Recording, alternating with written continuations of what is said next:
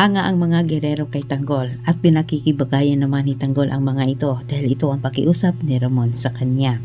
Para hindi umano masira ang ugnayan nila sa pamilya Guerrero dahil ang mga ito ang kanilang protektor.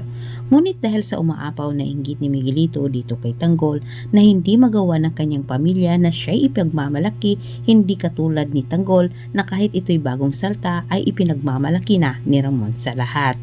Si Miguelito na ang humingi ng dispensa dito kay Tanggol dahil sila naman umano ay pwedeng maging kaibigan katulad na lang umano sa kanilang pamilya. Ngunit makikita sa mata at kilos ni Jackie at Roberto na silang dalawa ay may masamang pinaplano laban sa mga Montenegro. Sa kanilang pagtipon-tipon, sinamantala naman ni Roberto at Ramon para mapag-usapan sa napaparating nilang shipment na kung saan inalok naman ni Roberto na iatas umano ito kay Tanggol. Bagay naman na hindi rin ito hinindihan ni Tanggol dahil gusto umano niya na siya mismo ang hahawak sa negosyo ng kanyang mga magulang at kanyang negosyo din. Nang sinabi naman ni Tanggol sa mga gerero na siya din ay may sariling negosyo bukod sa kanyang ama. Sa puntong ito, sa titigan ni Jackie at Roberto, tilang ito ay may masamang ibig sabihin. Tilang kanilang mapagtanto na mahirapan silang gibain ang poder ni Ramon lalo na't dumating itong si Tanggol.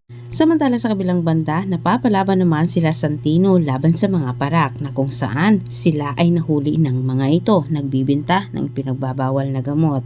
Nasukol naman itong si Inigo ang isa sa mga gerero. Dahil sa pangyayaring bakbakan at nailigtas pa ni Santino itong si Inigo, magkaroon ng malaking utang na loob si Olivia dito kay Santino. At dahil sa pagkakaligtas ni Tanggol dito kay Inigo, magkakaugnayan silang dalawa ni Tanggol sa pamagitan ng mga gerero. Samantala, kinakaibigan na nga ni Miguelito itong si Tanggol dahil din ito ang utos ni Roberto at Jackie. Pero ang mag-asawa sila'y may pinag-usapan din patungkol sa mga Montenegro. Tinatanong ngayon ni Jackie dito kay Roberto kung ano na ang kanilang plano, kung ito'y itutuloy pa ba ang pabagsakin umano ang mga Montenegro. Dahil sa nakikita umano ni Jackie, sila'y mahirapan na gawin iyon ang kanilang masamang binabalak laban kay Ramon. Ngayong bigla namang dumating ang tag-iisang tagapagmana ng mga Montenegro.